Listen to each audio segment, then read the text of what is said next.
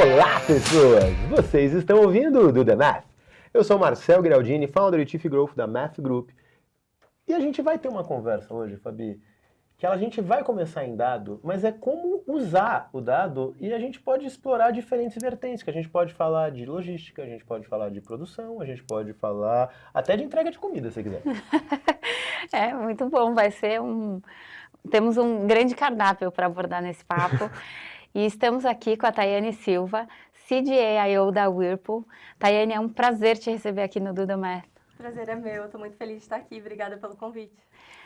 Olha, até o Marcel deu o spoiler ali, porque você teve passagem diversa, né, em setores diversos. Eu ia falar para você contar um pouquinho da sua trajetória até aqui, e aí depois a gente mergulha nesse papo tão amplo. Sim, academicamente já é diverso, sou formada em Engenharia Eletrotécnica e a partir daí eu fiz mestrado em Estatística, doutorado em Computação Quântica e de curiosidade aprendo uma coisa nova todo dia, assim. Fui conectando isso à jornada. O meu primeiro trabalho foi na área de geração e transmissão de energia, a de alta tensão.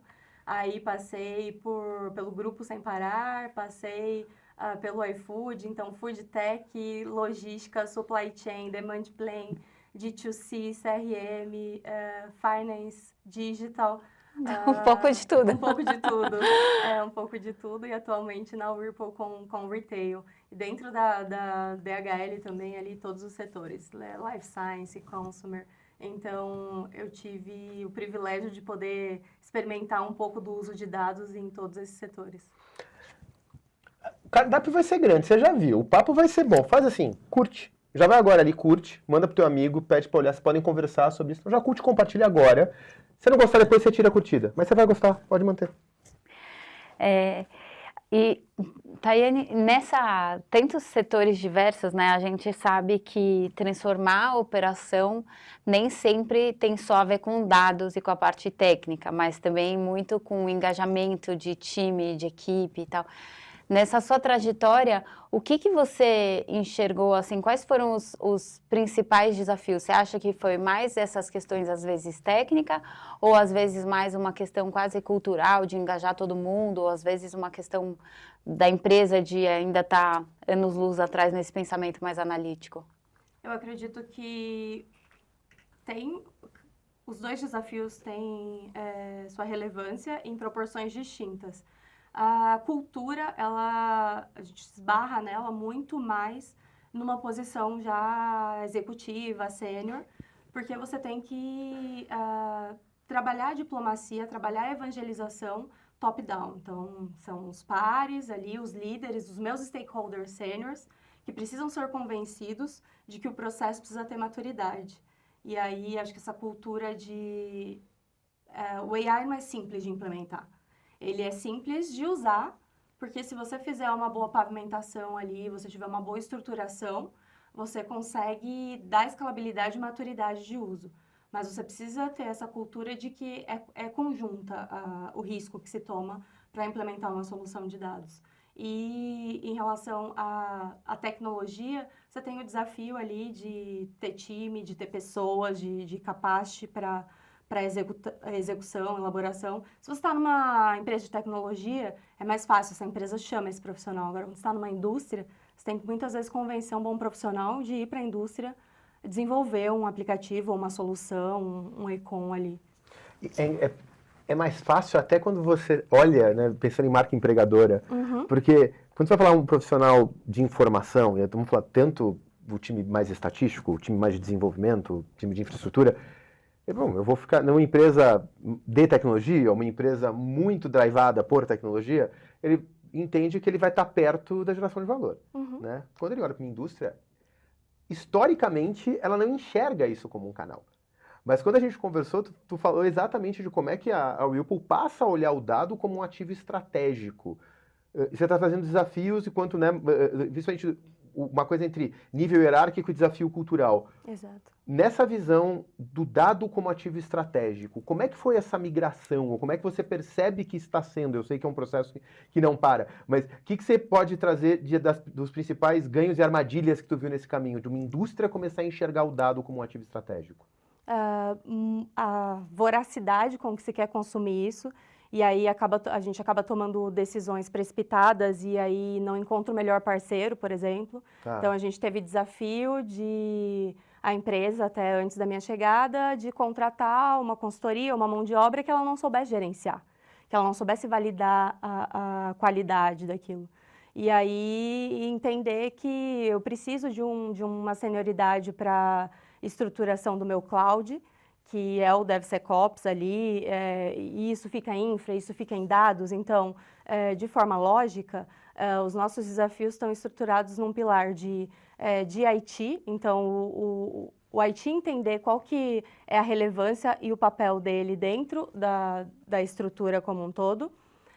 Dados, evangelização, e aí como a gente dá escalabilidade para a estratégia de BI as a Service, que é um ponto também que vale focar só nele depois, e a nossa estratégia de evangelização e conquista do stakeholder, que é essa questão de cultura, cara, eu contratei e passei por várias situações de negligência e que eu não tive sucesso. Eu deixei de bater meta, a gente passou por uma pandemia. Como eu vou confiar que agora a gente vai conseguir entregar e eu vou pegar a parte do meu budget no momento onde a gente está, porque a Whirlpool, ela é diretamente impactada com a volatilidade do câmbio. Então, nesse momento, tem que ser muito estratégico onde eu vou investir. Eu tenho que ter uma pré-visibilidade de retorno. E aí, a minha estratégia foi justamente para que eu consiga te provar, eu preciso estruturar um cloud eficiente para te provar com números que a gente consegue impactar. Porque eu já estava machucado de ter contratado errado antes. Perfeitamente. Sabe o que eu lembrei agora, Fabi? O primeiro curso que eu montei na SPM, eu e o Marcelo Furtado, inclusive encontrei hoje de manhã, por exemplo, a gente pediu, por que vocês querem montar um curso diferente? Era um curso de inbound marketing e automação, que depois virou Digital Degree, que era uma certificação digital rápida. E o ponto é, as pessoas achavam muito produto que ensinavam a mexer, mas nem... Produto não, curso que ensinava a mexer, mas nenhum que dava a visão completa para aprender a contratar. E elas estavam contratando errado. E você está trazendo exatamente esse ponto, né? Porque o que acontece é, talvez ali, o público da SPM acaba sendo mais já o público de publicidade, que talvez tenha que contratar com mais frequência. Sim. Por isso pediu, foi para a escola pedir um curso assim, e aí por isso que foi feito. Mas você traz um ponto, e é legal, então não interessa se você está falando de um banco, de uma empresa de bens de consumo ou de uma indústria. O saber contratar acaba sendo algo bastante sensível e que de vez em quando as pessoas só percebem que é importante depois de já terem feito um caso de insucesso, para falar bonito, né? Sim, Para não usar uma palavra mais pesada. Exato. Por ter errado ali e aí a dor do aprendizado. E nesse cenário é muito pertinente isso que você está colocando, porque a movimentação executiva que eu vejo para buscar educação nesses cursos do MIT, dessas empresas, claro, eles, tem a questão do nome e o que agrega, mas a necessidade latente hoje no mercado é o executivo que quer aprender a contratar, que quer aprender a fazer a mínima gestão ali daquele recurso. Porque não necessariamente hoje a estrutura nossa, por exemplo, tem a área core, e aí eu tenho áreas que eu centralizo e áreas que eu descentralizo. As que são descentralizadas são justamente para dar poder de movimentação para as BUs.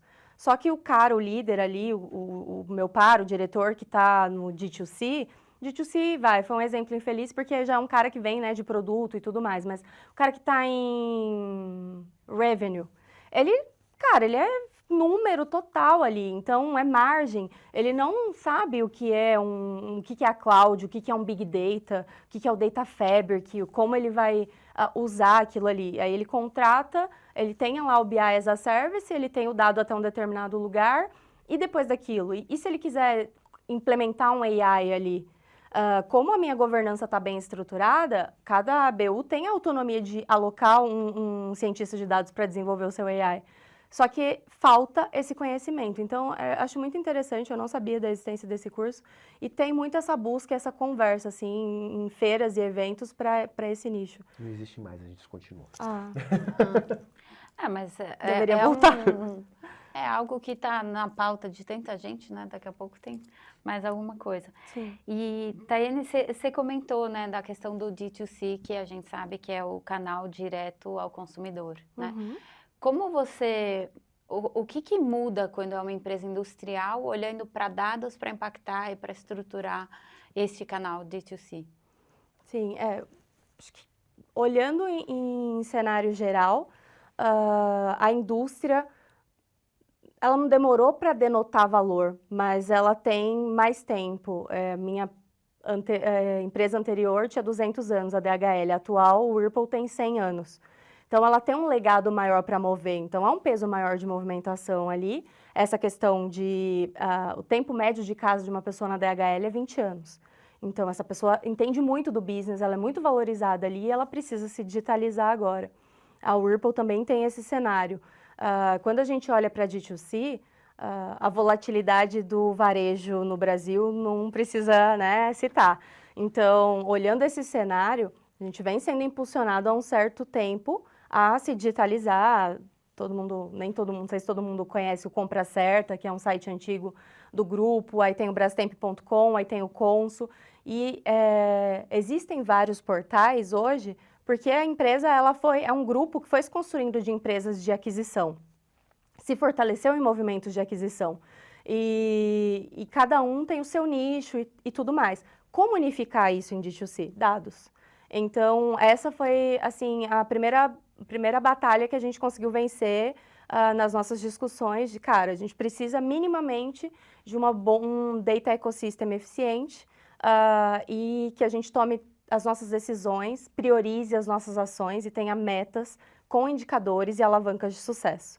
E como a gente faz isso? Com dados. Então, conectar todos os sources, TMS, WMS, e ter todos esses dados em um único ambiente e dar essa celeridade para a estratégia de BI as a Service, o que fez tudo se mover para que a gente entendesse qual era a melhor plataforma a se unificar, qual a melhor linguagem, qual a melhor cor, como a gente vai comunicar todas essas marcas. A gente tem o KitchenAid, que é o A+, a gente vem com a Brastemp, e aí depois vem com a Consul, então a gente tem produto para todas as classes. Como a gente coloca um único portal e a classe A conseguir entender o que a classe E está falando. Isso é disruptivo, está acontecendo na indústria. Então, quer dizer, a indústria está se provocando, ela está se movimentando. E estar aberto para entender que precisa de um tempo para fazer essa pavimentação, precisa investir, é acreditar na certeza de que a celeridade vem depois. Então, a conversa difícil foi, invista aqui, porque a gente sabe que a gente está em GCP, full GCP. É um investimento, mas hoje, a celeridade com que eles fazem uma análise, com que eles têm autonomia, ver as suas metas pautadas em números e saber para onde está indo e tomar a melhor decisão. Hoje, mês a mês, a gente discute a meta de EBIT versus volume, porque a gente consegue entender o que a gente quer operacionalizar, o que quer priorizar. E era algo que não dava para fazer. E o D2C é isso, né? É volume. E quando você traz que você criou uma plataforma bastante robusta, né, para conseguir liberar nas pontas o BI as a Service. Então, o BI as a Service é a funcionalidade, o que você quer é o que você trouxe agora, é você conseguir ter o tempo que as pessoas têm, as suas metas baseadas em números, que elas vão atrás de evidências para tomar as decisões e tudo mais. Só que na primeira resposta, a gente encontrou um cenário de empresas centenárias, trouxe até o exemplo da DHL, onde você estava antes, pessoas de 20 e poucos anos na empresa e você está com esse mesmo cenário.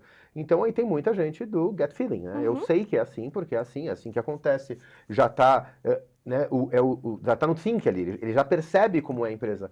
Como é que é você colocar à disposição a ferramenta, mas, por outro lado, ter que conseguir também quebrar um hábito de saber por outros indicadores menos gerenciais e muito tácitos? Como é que é você, tô deixando isso aqui mais explícito, mais claro e a partir de um número que a gente possa conversar? Porque quando é pela tua percepção de pallets no pátio, você, cara... Não tem uma conversa, porque daí é a percepção de um contra de outro. Não dá. Na hora que você cria o nivelador, você também facilita essa conversa. Como é que foi mudar essa chave? A parte técnica eu vou querer entrar daqui a pouco, e eu sei que não foi fácil, porque a gente, já tive spoilers do papo. Mas como é que foi essa parte de mudança de hábito, mudança de cultura das pessoas ali? Exatamente, é uma mudança de cultura e de crença. Você enfrenta isso, a resistência operacional e a resistência executiva, né, cultural, como você falou. A estratégia que deu certo foi ir na operação, conversar com essas pessoas e, junto com elas, considerar elas no desenvolvimento dessa ferramenta. Tá. Então, você considera o seu usuário final como o cara ali da solução. As coisas são desenvolvidas, são comunicadas, ele é comunicado, quando a solução é comunicada, ele é comunicado como o principal agregador de valor, porque de fato e é ele que vai usar. E não adianta um líder de data e digital e produto numa companhia, numa indústria, achar que ele vai entregar um número de venda e vai ser o suficiente, porque não vai. Ele precisa engajamento dentro da solução que ele está entregando. Então, é a venda dentro da venda, né? A minha venda é das soluções de data e o engajamento delas conta para mim. Então, é bem importante que eu mantenha eles usando. Então, considerá-los e fazer que eles entendam que é para que eles usem, é para agregar valor na solução deles. Então, ele vai ter mais visibilidade, ele vai ter tempo para ser mais analítico e pensar em outras coisas, ser mais propositivo. Então, aumenta a capacidade dele de crescimento. E no stakeholder, também deixar claro para ele que eu não vou descreditar as crenças dele ou invalidar o conhecimento que ele absorveu aí em 30 anos de carreira. Eu vou simplesmente digitalizar o que ele já sabe e ele vai ser o validador final daquilo ali. Tem muita gente que fala de BI as a Service e quando a gente vê no final do dia é uma entrega de um Tableau, um Power BI funcionando, treina o cara no produto e vai embora. Quando você fala de o produto de dado envolver, você está falando de fazer lado a lado os primeiros para ele entender como ele pensa, não é toma um treinamentozinho e se vira para fazer. Tu realmente executou os primeiros junto com esses usuários chaves, é isso? Exatamente, você valida os dados, você chama ele para entender como ele entende aquilo num Oracle, num TMS da vida, então como ele vê esse processo operacional, as pessoas acabam executando cada uma o seu papel. Então, como ele entende aquela tela, como ele processa aquilo. Nós, enquanto seres humanos, vamos criando padrões ali para a gente executar o nosso trabalho, com eles não é diferente. Então, você traz aquilo ali para a solução, porque tem camadas o BI as a Service, tem a pessoa que você vai entregar o dado conectado num Tableau e ele vai desenvolver o próprio indicador dele ali, porque ele é mais analítico, e tem a pessoa operacional que ela precisa do indicador pronto, mas que aquele indicador vai ser de extrema valia para ela tomar a decisão na parte operacional que ela tem que executar. Então, esse cara que vai usar ali para executar uma ação, ele precisa se sentir pertencente e confiar muito naquele número. E, Tayane, quando a gente fala, assim, a gente traz aqui muita gente do mercado financeiro também, e uma coisa que a gente esbarra é que nessa conexão entre as áreas usuárias, você tem diferentes maturidades, como você está falando, né? Como que, assim, o que você diria que são, de repente, as principais dicas para que uma área consiga estabelecer todas essas conexões com as áreas de negócio? Porque eu entendo que o que você está falando, assim, não adianta o usuário ele entrar só no final, porque de repente pode ter uma série de resistências ou coisas que a área de tecnologia entregou e que não se conectam ou que não vão entregar valor para aquele cara na ponta, então ele não vai usar. O que você diria que são os principais ou pontos de atenção, sabe? Ou caminhos para cuidar para conseguir fazer isso acontecer? Eu brinco que tem alguns folclores no Brasil e depois do Saci Pererê vem lá, o BI vai tomar o meu trabalho, né? Então, acho que cultura é o que fomenta, assim. Então, a parte como responsabilidade do pilar de dados, fomentar essa cultura, ter data talks, a gente faz data talks, IT talks, a gente vai lá e entra e fala também. Se tem algo da BU ali, da área do business, a gente pede para ir comunicar e ir se conectando. Então, a comunicação e a visibilidade conjunta na parte com o apoio do RH, isso funciona muito. Mas essa saída do lugar ali, do seu localzinho de escritório, talvez eu esteja indo além aqui no ponto do presencial, mas o presencial o híbrido, ela tem muito valor quando você está estruturando algo que o usuário está presente na ação do processo. Então, ir até o usuário, entender essa operação, entender o processo, documentar esse processo, vai fazer todo sentido. Principalmente quando a gente fala de AI, agentes de AI. Não existe um AI bem estruturado, eu nem estou falando de generativo, qualquer AI, um simples decision tree, ele não vai entregar bem se o processo do problema que você quer resolver não está dominado.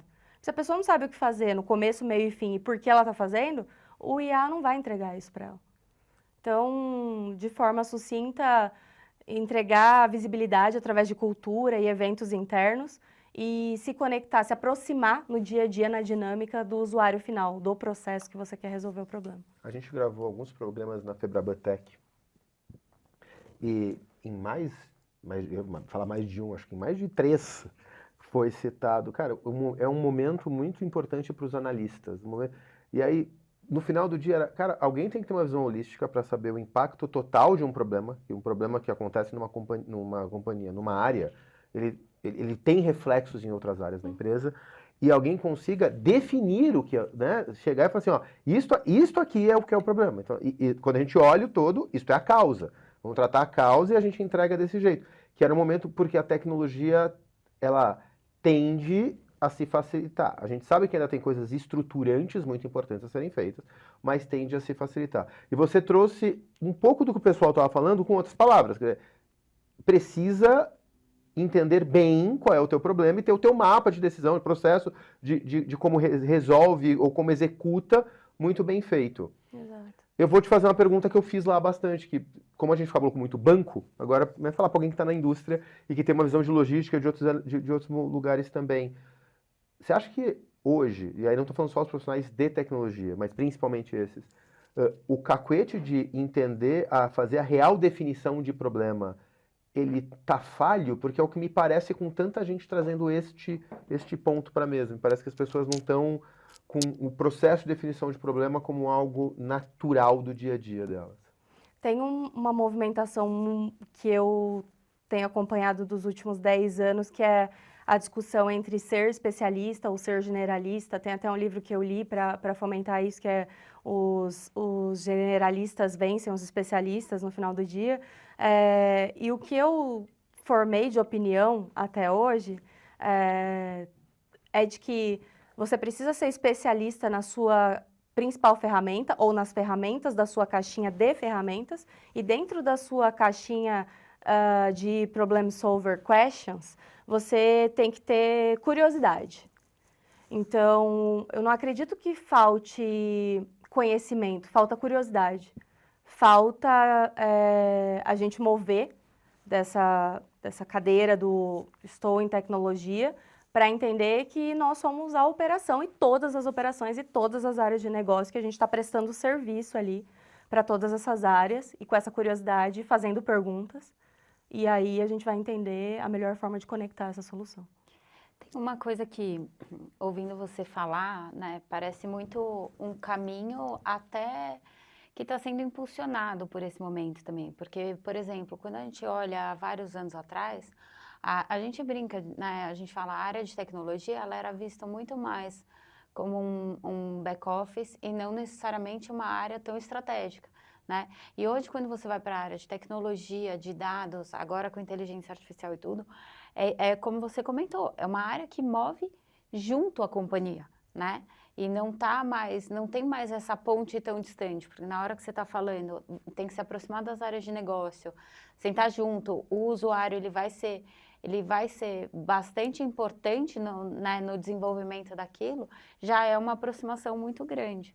Como que você está vendo, você sente também essa aceleração motivada por todas as coisas que estão acontecendo? Porque me parece que assim, não precisamos ir tão longe. Antes de falar de IA generativa, porque a generativa agora está na boca de todas as pessoas. Tá, assim, todo mundo, todas as funções, todas as profissões, todas as camadas dentro de uma empresa, diferente do que era há vários anos atrás, onde, qual é a nuvem, qual é a estrutura? Isso não chegava muitas vezes, dependendo da camada executiva, né? Como que você vê isso hoje? Eu acredito que essa provocação chegou, sim, no board, né? Vem se fazendo questionamentos como a Salesforce, por exemplo. A gente fez a migração do Salesforce on-premise para o Salesforce em cloud, agora o Market Cloud.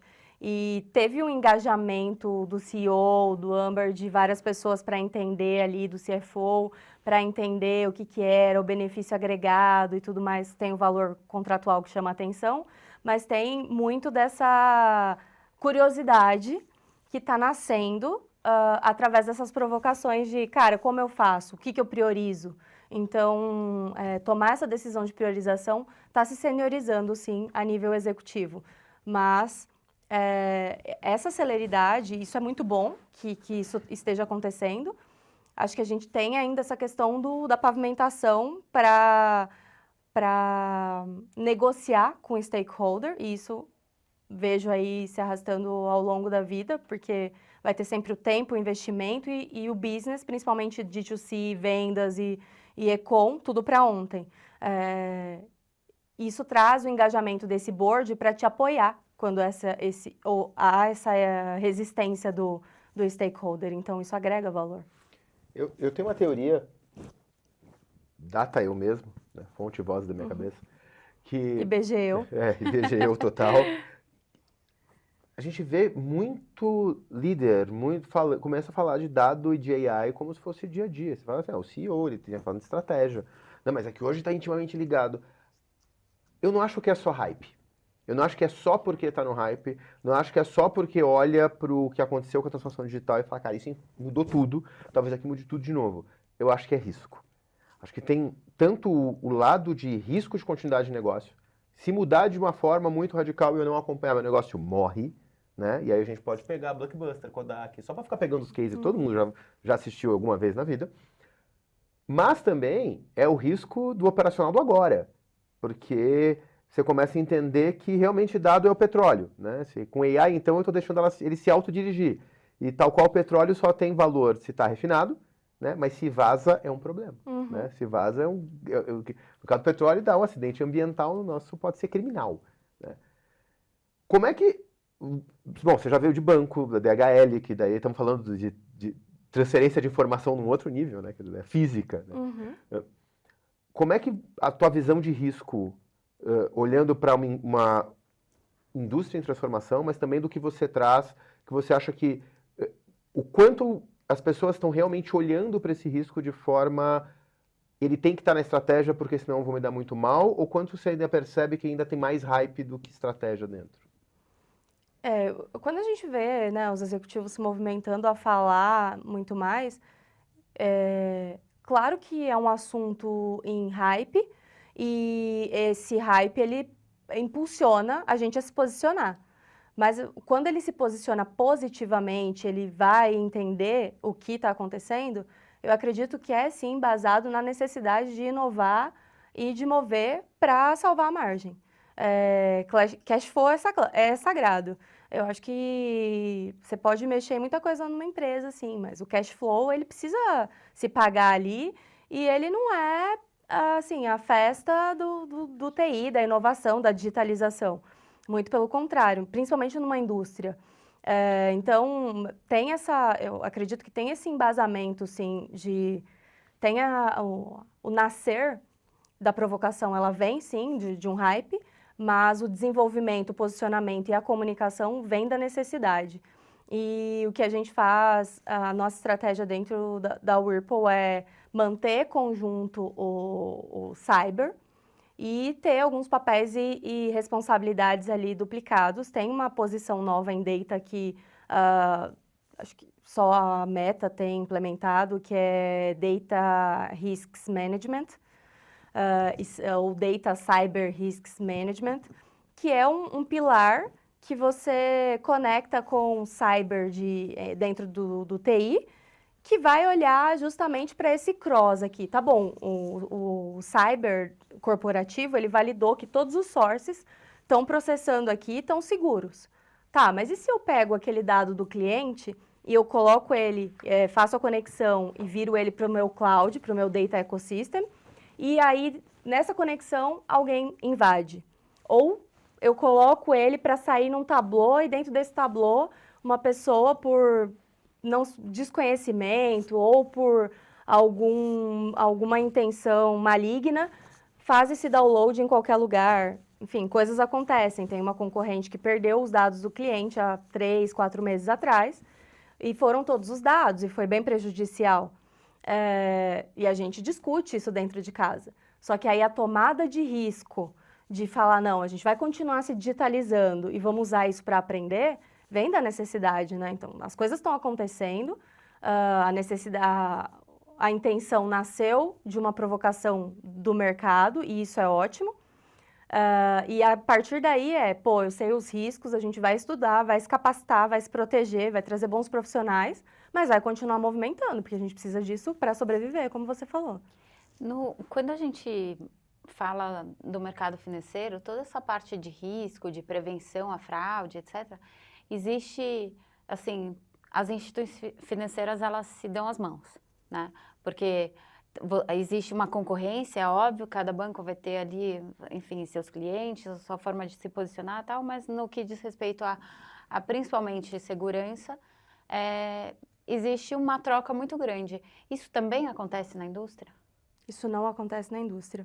A gente tem informações de varejo que são públicas, e aí essas informações de varejo, elas nascem com essa intenção, né? Então, é como se fosse um sindical ali, uma informação sindical, e ela te ajuda a posicionar o share de mercado, assim. São informações que são públicas porque são empresas de capital aberto, ou são públicas porque você tem que declarar seu imposto, então tem uma centralização e uma organização dessa informação. Mas não existe uma troca, um fórum, um lugar onde seja discutido essa parte de segurança, de informação, sei lá, outros critérios que... Trust, fraude, nada disso. Coisas assim, fraude, por exemplo, a gente teve o Vitex Day. Lá dentro, a Vitex vai e leva diferentes cenários, e a gente sabe que os concorrentes estão lá, e todo mundo do digital está lá, né? D2C está lá em geral. Então, você aprende ali, troca, tem um network, mas aquilo fica ali. O seu fornecedor, ele tem que ser bom, a sua consultoria tem que ser boa e te ajudar a posicionar. Esse papel de clarificar e trazer o que está acontecendo no mercado para provocar a evolução vem muito da consultoria e do parceiro. E você falou do parceiro, né? Sem dizer nomes, porque você até mencionou, tipo, momentos que de repente não deram certo, tal. Quais são os aprendizados, ou o que você acha que é importante as empresas terem em mente na hora de contratar um parceiro, assim? Por que de repente... Porque, claro, quando a gente fala em indústria, puxa, o core é outra coisa, né? Uhum. E ela vem muito impulsionada também por tecnologia, mas o que você diria que, assim, olha, pontos para ter no radar? A empresa tem que entender a maturidade dela e tem que ser bem honesta, assim, acho que o RH e people em geral tem essa, né, comunicação também, tem esse papel de entender o que tem de capacity e o que não tem. Admitir para si o momento de maturidade que está, e tá tudo bem estar no momento zero. Estamos todos no momento zero, movendo ali, ó. Porque a cada vez que a gente acha que está chegando no momento 1, nasce uma nova tecnologia, a gente volta para o momento zero. Então, isso faz parte, e ter essa clareza, essa honestidade internamente, vai te direcionar a chegar numa consultoria e saber o que você quer. Porque se você tem minimamente uma liderança que entende da validação ali, consegue direcionar, você pode ter uma consultoria um pouco mais em conta. E aí eu não estou falando do valor da consultoria, estou falando do pacote que você vai contratar. Você pode contratar um pacote mais justo, que você vai conseguir executar, porque tem alguém que vai direcionar, dizer o quê, por quê, quando e como. Se você não tem muitas consultorias que vêm e falam para você, olha, eu não vou alocar pessoas, né? Eu não vou trazer headcounts, mas eu vou trazer a solução. Você me fala o que você precisa, eu tenho que te entregar a solução. Eu migrei dos últimos 5 anos, venho migrando a minha comunicação nas empresas, nas experiências que eu tenho trabalhado, de data projects para data products. E é justamente esse o ponto. Porque quando a gente fala de data projects, a gente está nessa maturidade de falar, cara, eu preciso de um projeto. E aí, eu tenho aqui, eu vou conseguir, eu estou aqui, eu vou liderar. Quando eu fui migrando, uma cadeira de gerente sênior, de diretor, você tem outras responsabilidades. Então, cara, eu vou contratar produto. Então, eu quero um aplicativo, eu quero um portal unificado com todos os meus produtos que falem todas as línguas. Tá, eu vou fazer isso dentro de casa ou eu vou contratar esse produto? Depende do grau de maturidade que eu tenho de executivo, de capacity dentro de casa. Você trouxe uma coisa importante de como você pensa uma parceria junto com um time de risco, e antes já tinha falado, mas né, a gente tem que trazer e colocar aqui o meu usuário final no centro, afinal de contas, né, o valor está na melhor decisão que ele vai tomar na ponta. Ele que é o responsável, ele que está ali acompanhando a meta, é ele que toma a decisão de negócio no final do dia. Ele que paga a conta. Ele que paga a conta. Essas duas decisões, elas não precisam ser antagônicas, mas o que a gente vê muitas vezes é, ao criar um ecossistema responsável, um ecossistema seguro, isso acaba atrapalhando a inovação. Como é que você atua para que você consiga criar algo que seja ambidestro? Ao mesmo tempo você está segura tanto do ponto de vista financeiro, quanto do ponto de vista de invasão mesmo, de cyber, mas que isso não impacte a capacidade de inovação, de fazer aquela pergunta que ninguém fez ainda, de poder modelar um cenário diferente, de poder testar algo novo, que é o que faz o negócio andar para frente. Como é que você faz para modelar essas duas coisas? A cultura de startup me ensinou isso. No iFood, a gente tinha a squad chamada Jet Skis. E foi o lugar mais, assim, disruptivo e acelerador de soluções entregues, rolloutadas e funcionando.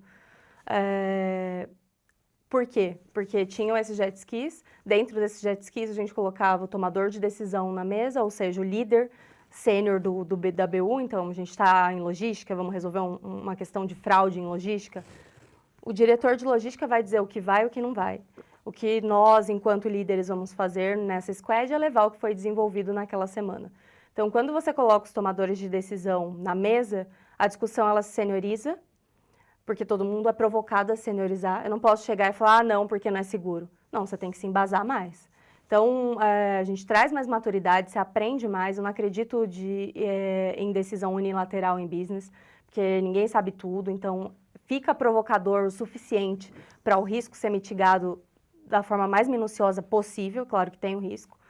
E dentro desse cenário, quando você toma o risco e ele acontece, ele estava mitigado. Então, a gente tem o plano de ação para aquele risco que aconteceu.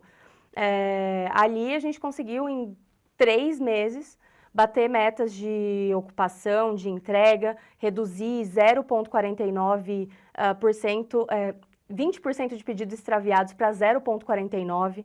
Isso na época, hoje deve estar um cenário ainda muito mais positivo. E isso aconteceu porque quem tomava a decisão, quem precisava, dava a palavra final e todos os outros eram questionados e provocados a se alinhar. Acho que isso é algo que eu trouxe de aprendizado e que eu venho executando. Hoje eu ainda provoco e é um começo ainda essa cultura, porque ela provoca muito mais mesmo. Você tem que olhar para si e, enquanto executivo e nessas empresas de muito tempo. A hierarquia é algo que se sustenta e se justifica. Então, não tenho maturidade dentro da Whirlpool ainda, mas é algo que eu aposto muito e acho que vai acelerar muito a nossa digitalização. E talvez um pouco na linha do que a gente estava falando, né? O fato de agora, essas camadas de tecnologia, o impacto ele é tão grande no negócio, nas operações, que existe uma abertura maior, inclusive para essas novas conversas ou novos modelos. Né? Total, total. E eu ia te perguntar, né? A gente está falando de uma empresa de bastante tempo.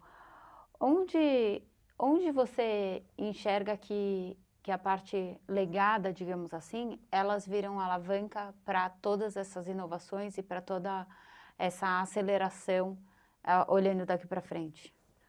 Legado em dados ou legado histórico? Legado histórico, legado da parte de cultura, da forma de fazer coisas. Porque, claro, às vezes você pega, por exemplo, como você mencionou, né? Quando você tem uma cultura de startup, você tem um lado extremamente positivo, que é isso, assim, você consegue colocar todo mundo na mesa, tomar aquelas decisões, e numa indústria, você depende, às vezes não é só a parte burocrática, né? Mas você tem uma empresa que está presa em outros sistemas, as decisões são diferentes, elas são tomadas mais lentas.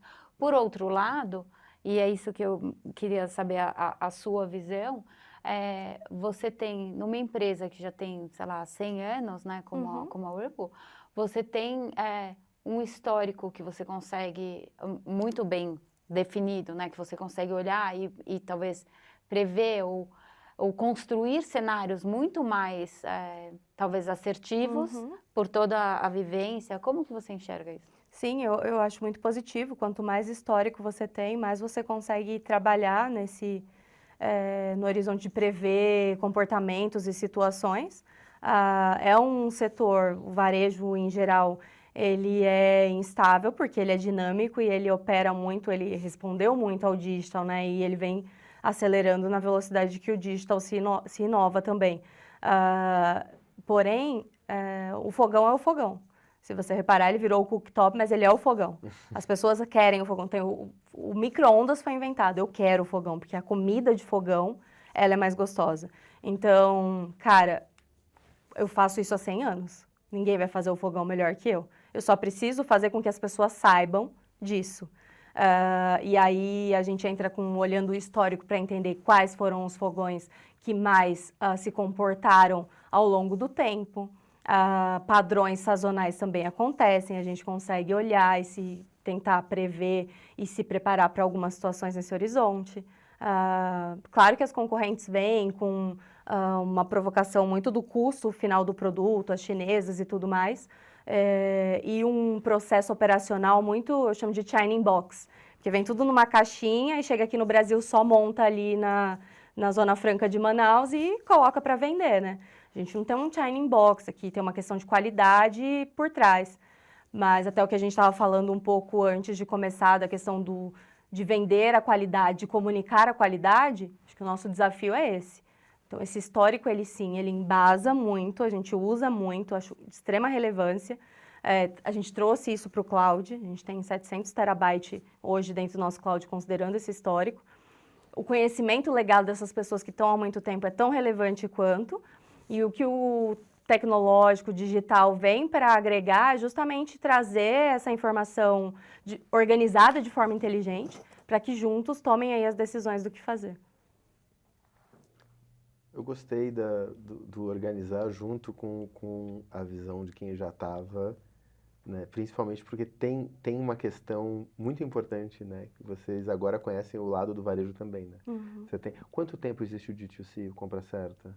O D2C, eu não sei te falar exatamente, mas assim, 10 anos mais. Já tem mais de uma década? Já. Você já passou por vários ciclos de estacionalidade. Então você consegue... Sim. Hoje você tem dado para mensurar, na verdade, a tua cadeia como um todo. Então, o que muitas vezes as pessoas podem olhar para esse dado legado, entre muitas aspas, e olhar como um obstáculo, se você trata ele direito e traz para a visão ele vira uma alavanca, né? Sim. É a forma diferente de encarar ele. Não deixa de ser, porque o dado do B2B, por exemplo, a gente consegue entender o produto, a forma física era outra, tudo bem, o momento era outro, mas a gente ainda consegue entender um produto por segmento de persona.